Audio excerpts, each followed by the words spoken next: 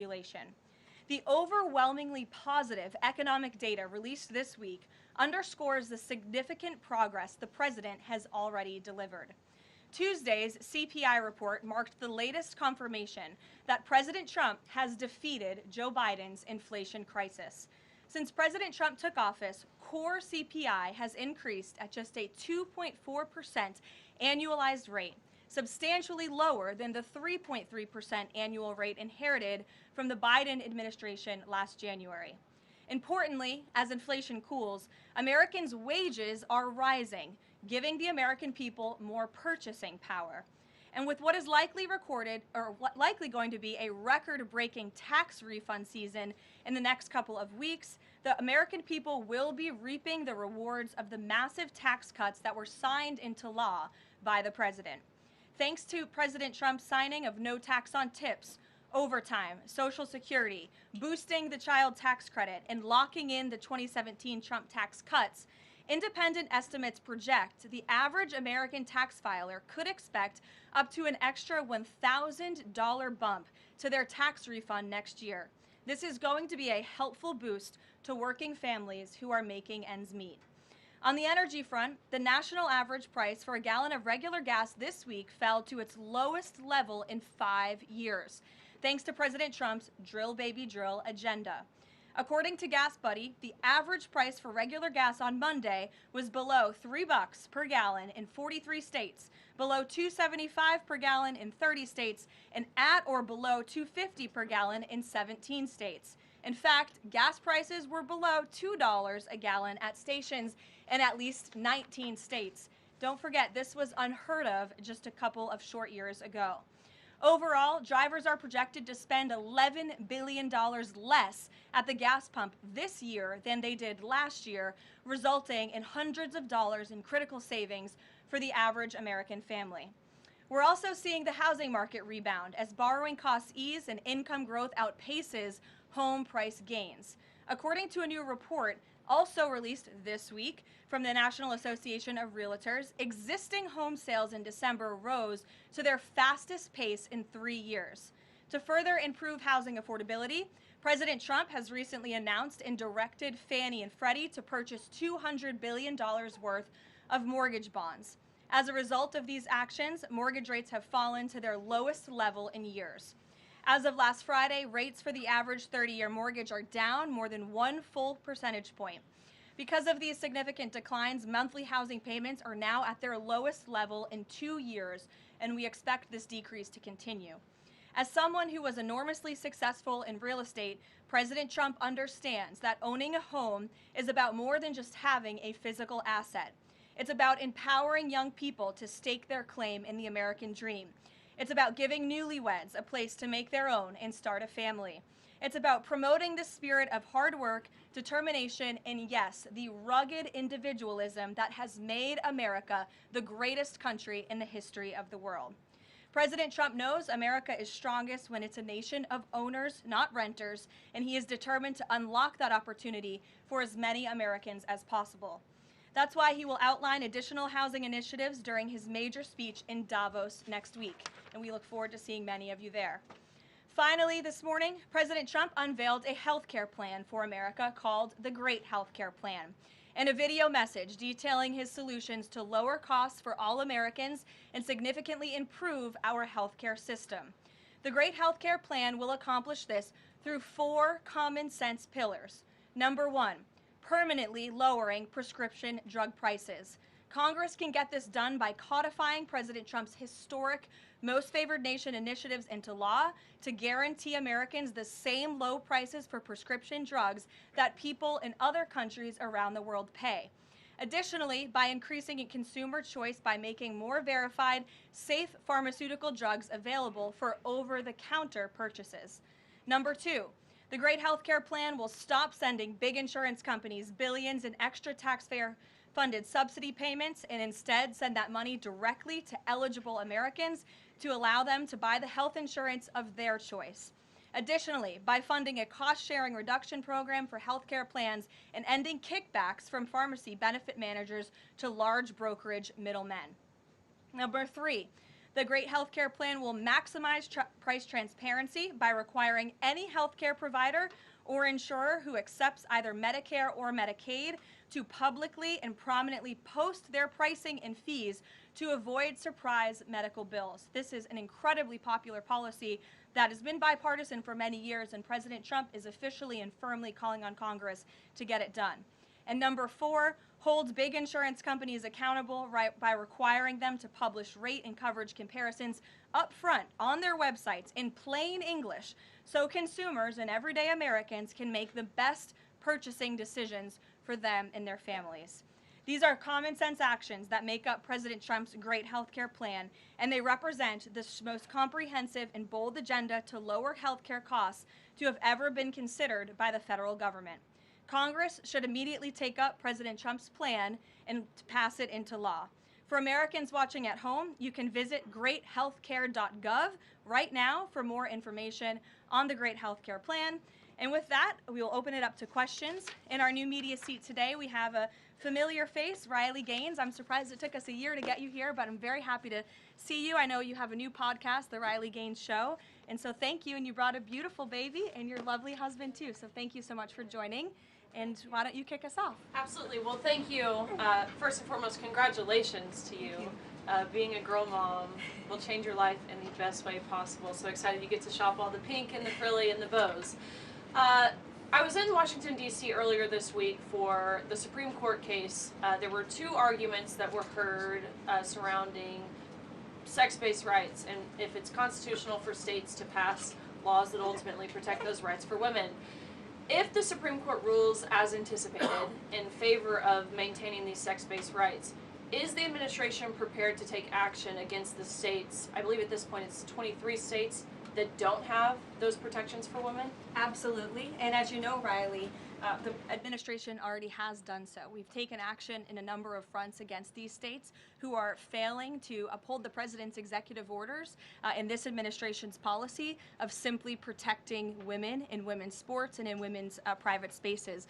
We've gone to the mat with large universities in this country as well to try to fight for what's fair and what's just for women and girls across the country. So I know you were at the arguments. I listened to them myself as a woman and as a former athlete, and I think the president speaks on common sense on this issue, that women's sports and private spaces should be protected, and that there are 2 genders, there are 2 sexes. That is not something we should be afraid to say in this country.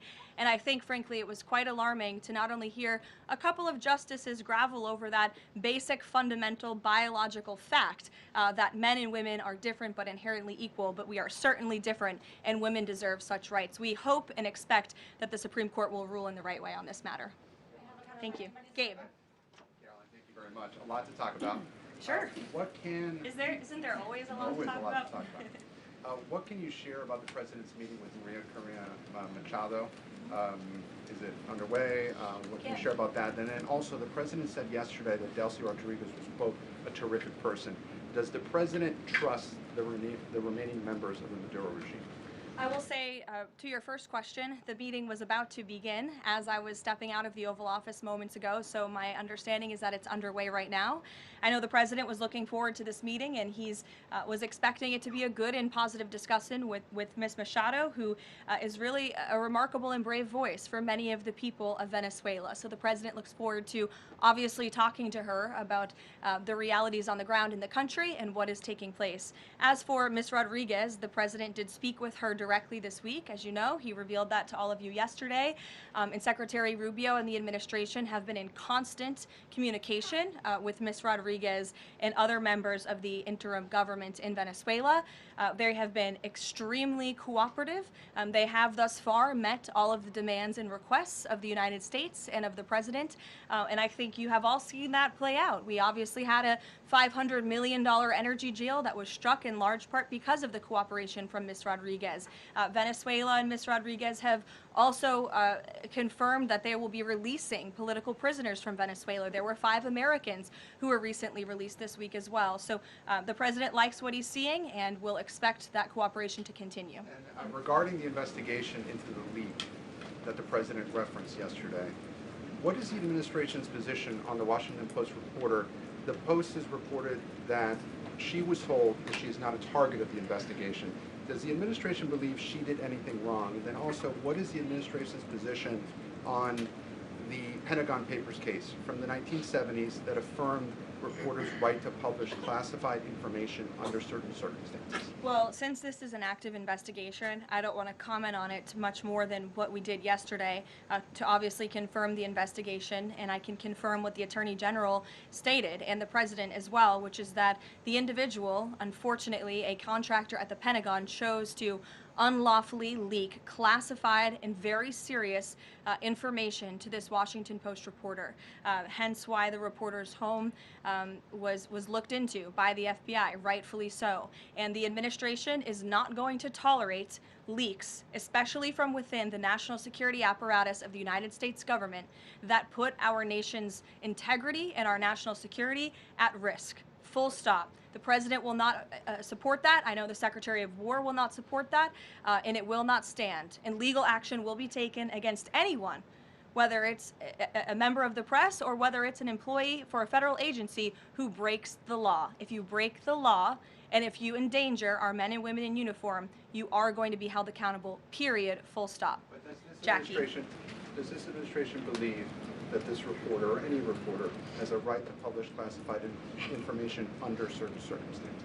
Look, I think that we do not believe that individuals who have been given the privilege of holding a top secret clearance should be illegally leaking that classified information, and I know the American people agree with that. And I think it's a basic tenet of journalistic integrity not to publish information that could directly endanger the operational security or the brave men and women who are serving this country in uniform and putting themselves in harm's way to protect not just the people of this administration, but all of you in the press and all of their fellow Americans as well. Jackie. Thank you, Karoline. I wanted to get the White House reaction to Iranian state TV broadcasting an implicit threat to the president's life. It was images of the assassination attempt in Butler, Pennsylvania, according to reports, with the message, "This time it will not go wrong." I have not seen that, to be honest with you, Jackie. We'll take a look, and I'll let the President and his national security team examine that footage to ensure its legitimacy. Again, I haven't seen it, so I can't comment on it. What I will say with respect to Iran is that the President and his team have communicated to the Iranian regime that if the killing continues, there will be grave consequences. And the President received a message, as he revealed to all of you and the whole world yesterday, that the killing and the executions will stop. And the President understands today that 800 executions that were scheduled and supposed to take place yesterday were halted. And so the President and his team are closely monitoring this situation, and all options remain on the table for the President. Netanyahu encouraged him against strikes. Look, it's true that President spoke with Prime Minister Netanyahu, but I would never details about their conversation without giving the expressed approval by the President himself. Ouija. Thank you, Karoline. Is it still the President's assessment that it would be very hard for Ms. Machado to leave Venezuela because he says she lacks the respect and support in that country? And will he raise that with her today? I think the President's assessment that you just pointed out was based on realities on the ground. It was a realistic assessment based on what the President was reading and hearing from his advisors and national security team. And at this moment in time, his opinion on that matter has not changed. He has also said that he would like there to be elections in Venezuela when the time is right. That's right. Do you have any update on when that might be? And is he committed to a transition to democracy for Venezuela? Yes, and he is also committed to hopefully seeing elections in Venezuela one day, but I don't have an updated timetable for you today. Reagan in the back. Thanks, Caroline. I have a question for you on Minnesota and then also Venezuela. Sure. President Trump threatened invoking the Insurrection Act today in Truth Social post. I'm wondering what his tipping point is. Like, what would it take for him to invoke the Insurrection Act? Look, that's only a question, frankly, Reagan, the President can answer. But the Insurrection Act is a tool at the President's disposal. As you know, it has been used sparingly, but it has been used by previous presidents in American history.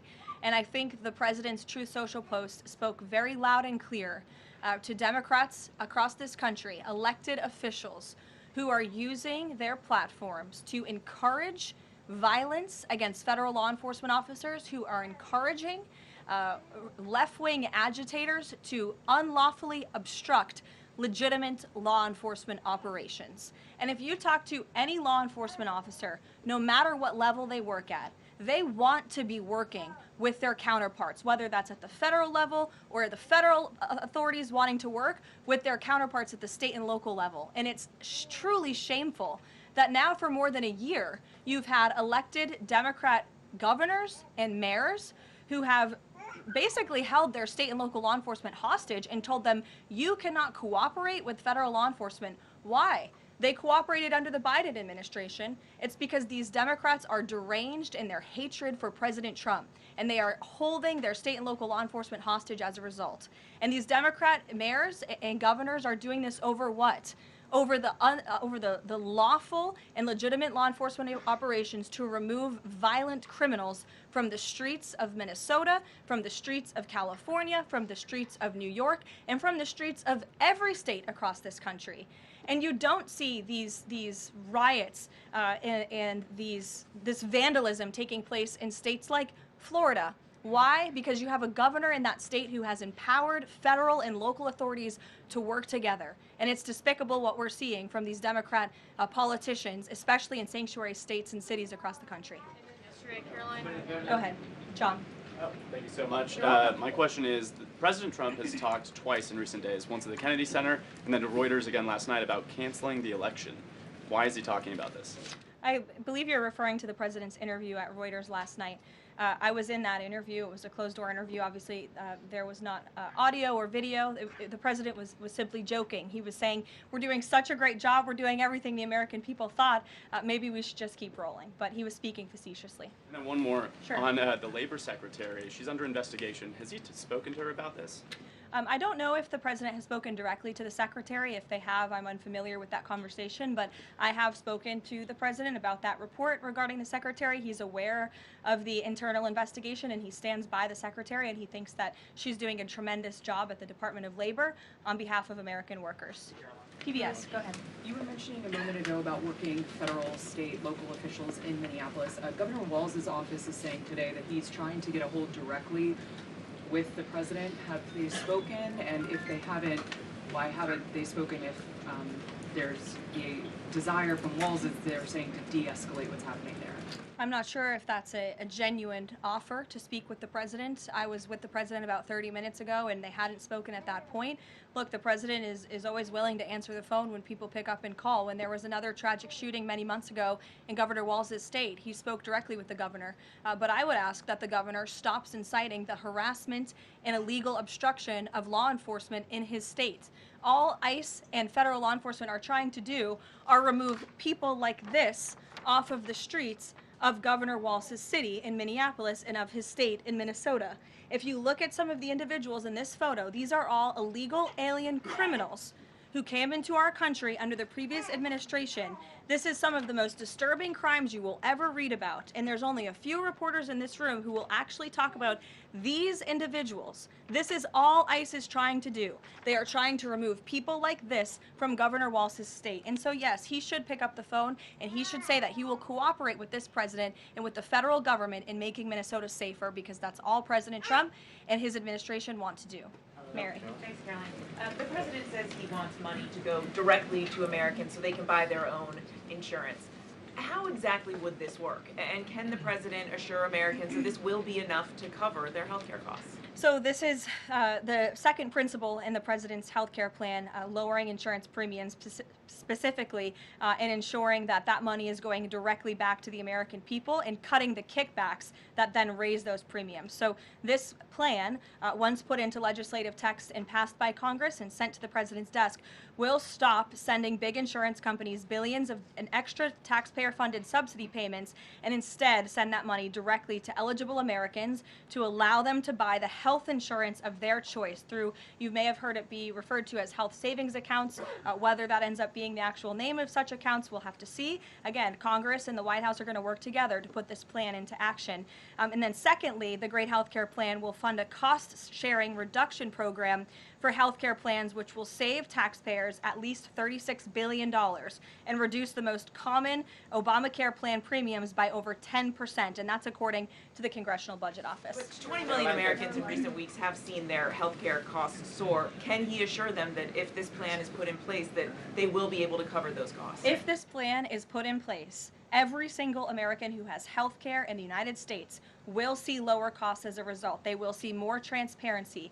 All of these proposals that are within the Great Healthcare Plan are incredibly popular with the American people, and they will impact everyone, not just a small fraction of those who are within the healthcare marketplace, but every single American will continue to see their costs go down. And I will note that they already are with respect to prescription drug prices. When you look at what the president has done with most favored nations, you've seen these big pharmaceutical companies in the Oval Office saying that this president and his team were nonstop, around the clock, pressuring us and negotiating with us to lower the cost of prescription drugs for Americans. And we are already seeing that to the tune, in some cases, of more than 500%.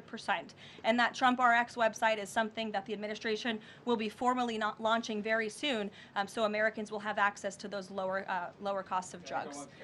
Josh. Thank you. The president has called on credit card companies to lower the cap rate to 10% effective the 20th next week. If they don't do that, what's his? What'll he do? What's the threat? Well, tariffs? No, I'm just kidding. The president certainly has an expectation, Josh, that the credit card companies will do this, just as he did with the pharmaceutical companies, that they will lower costs for American consumers. I don't have a specific consequence to outline for you, but certainly this is an expectation and, frankly, a demand that the president has made. And can you give us an update on the Fed? Sorry. There was some reporting from, I think, Fox Business that Rick Reeder had an interview this week scheduled. The president's indicated he's already made a selection, or at least he's settling on someone. Where is he in that process, and when can we expect an announcement? Is he still doing interviews? Look, the president is in the same place as you all have been asking about this for many, many weeks. He's in a decision-making phase. There are a few people who he likes very much for this job, maybe less than that. The truth is, like with all decisions, it's a decision for the president to make. And he said to Reuters in that interview last night that he thinks he'll be finally making that decision in the next couple of weeks. So we will see. And very quickly, there's been some criticism from other governments about Grok and XAI, the Twitter AI bot, and things it's been doing to manipulate images, including whether that would violate the Take It Down Act that the First Lady has supported. We've not heard from this administration on it. Elon Musk says that they've disabled that, but I wanted to ask you whether the administration has a position and whether that's something that you will be pursuing, or whether the president has talked to Mr. Musk about that. Yes, I will talk to the Office of Science and Technology, and we will get you a firm statement and answer on exactly where the administration stands. I don't want to speak on that without speaking with the experts on it. Karoline? Yes. Just to follow up on the health care plan, one of the things in the Affordable Care Act was coverage of pre-existing conditions. Is there any discussion or inclusion on that issue in the president's plan? The president's plan that he outlined today will have no impact on individuals in this country with pre-existing conditions. Obviously, that's a continued conversation that the White House will have with Congress, but that's not the president's intention with the Great Health Care Plan. Go ahead. Thanks, Caroline. Two questions on Minneapolis. And then you. Go ahead. Thanks. Two questions on Minneapolis, Sure. one on the ICE agent and the other on the rioting. I believe last night there were protesters or rioters that rifled through an FBI car, took weapons. We had a reporter embedded with ICE who said that she saw constant harassment all evening. Can you speak to the rhetoric we're hearing from Democrat politicians, whether they are causing violence against ICE, as well as some of the headlines we've seen not including the full story?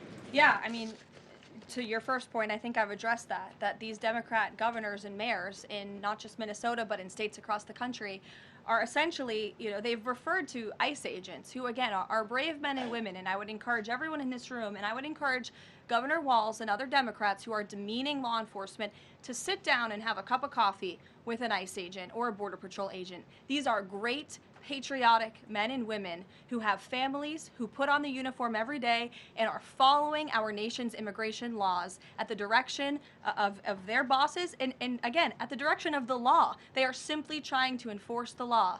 And the Democrat Party has demeaned these individuals. They've even referred to them as Nazis and as the Gestapo. And that is absolutely leading to the violence we're seeing in the streets. If you look at some of the images out of Minneapolis last night, look at this vehicle. Look at what it says. It says F ICE. You have these individuals who are putting their middle finger, proudly so, at the camera. Another ICE vehicle that was vandalized last night by these left-wing agitators.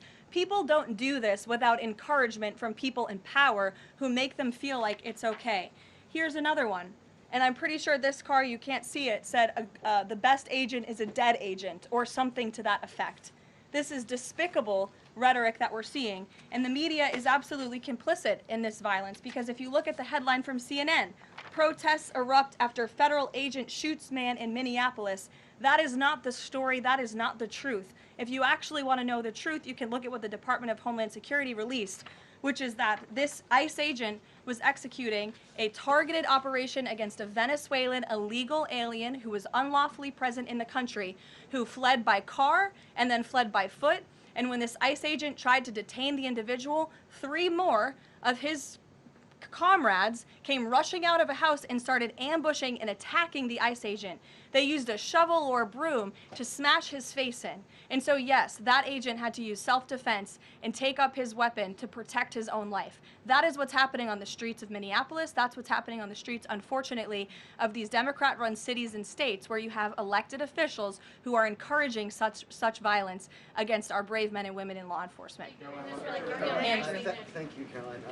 2 questions. First, to follow up on one of my colleagues who asked you about the president's interview with Reuters. You said that he was joking about canceling the elections, but Americans for generations have fought and died for democracy, for this democracy. Are you saying that the president finds the idea of canceling elections funny? Andrew, were you in the room? No, you weren't. I was in the room. I heard the conversation. And only someone like you would take that so seriously and pose it as a question in that way. Second, Philip, go ahead. Thank you, Caroline. Senator Elizabeth Warren said that the president called her earlier this week to discuss caps on credit card interest rates. I'm curious, would the president work with her and other Democrats in Congress on a legislative fix to this issue? I think the president would work in good faith with anyone in Congress for a good legislative fix that would benefit the American people. And that's precisely why he called Senator Warren earlier this week on that matter. Thanks, Caroline. Earlier, you were just defending ICE agents generally, and earlier on, Secretary Noem spoke to the media, and she said, among other things, that they are doing everything correctly. 32 people died in ICE custody last year.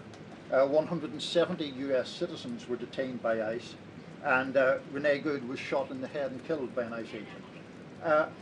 How does that equate to them doing everything correctly? Why was Renee Good unfortunately and tragically killed? Are you asking me my opinion? Because an ICE agent acted recklessly and killed her unjustifiably. Oh, okay. So you're a biased reporter with a left-wing opinion. What do you want me to do? Yeah, because you're a left-wing hack. You're not a reporter. You're posing in this room as a journalist, and it's so clear by the premise of your question. And you and the people in the media who have such biases but fake like you're a journalist, you shouldn't even be sitting in that seat.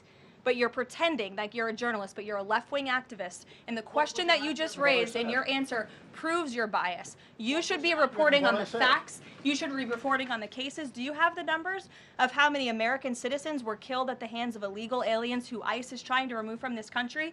I bet you don't. I bet you didn't even read up on those stories. I bet you never even read about Laken Riley or Jocelyn Nungray or all of the innocent Americans who were killed at the hands of illegal aliens in this country. And the brave men and women of ICE are doing everything in their power to remove those heinous individuals and make our communities safer. And shame on people like you in the media who have a crooked view and have a biased view and pretend like you're a real honest journalist. Kelly. Caroline, 2 quick questions on Iran. I wanted to ask first, just if you can say, how close was the president to potentially launching strikes last night, and was it the Gulf states that convinced him not to do that, as some of the region there have said? Well, look, Kelly, I know there's been a lot of speculation in the media about what the president is going to do at any given moment or any given night. And I would say a lot of these stories, to be honest with you, I've been reading them, and they've been based on anonymous sources who are pretending or guessing to know the president's thinking.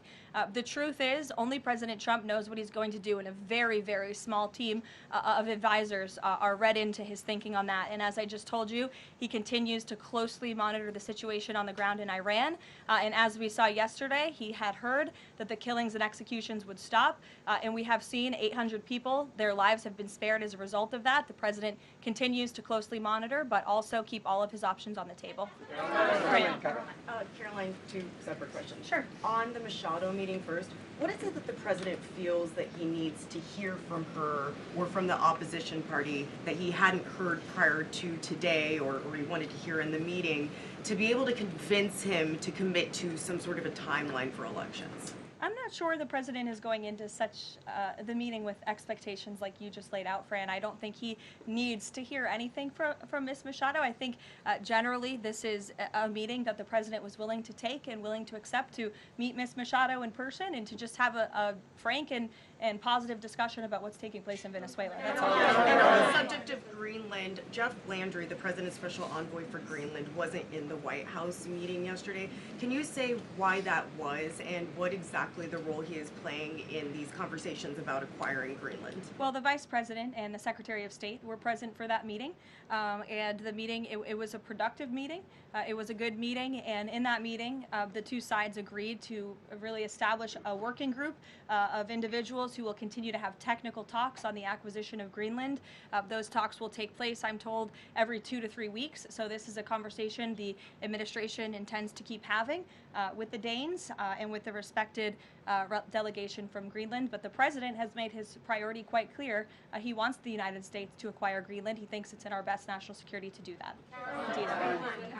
There have been multiple instances of American citizens being detained by ICE, and I'm wondering what the administration is asking the agency to do, or what steps is the administration asking the agency to take to ensure that Americans are not wrongly arrested? Obviously, ICE is focused on detaining individuals who are unlawfully present in the country. And there have been hundreds of thousands of illegal aliens who have been arrested and detained and deported from this country by ICE over the course of the last year. And that's their intention, and that is their goal. Elizabeth. Thank you, Karoline. One follow-up on Greenland. You reportedly sent troops over there. Does that change at all what the president is doing on this? And then a second question. Yesterday, in a Senate help hearing, Senator Josh Hawley repeatedly asked a doctor if men can get pregnant, and she did not directly answer that. What are your thoughts on that? Well, to your first question on Greenland, I don't think troops in Europe impact the president's decision-making process, nor does it impact his goal of the acquisition of Greenland at all. To your second question, I mean, anyone in their right mind with common sense who's speaking honestly and candidly will say that men cannot get pregnant. And I think I can attest to that myself. So thank you all very much.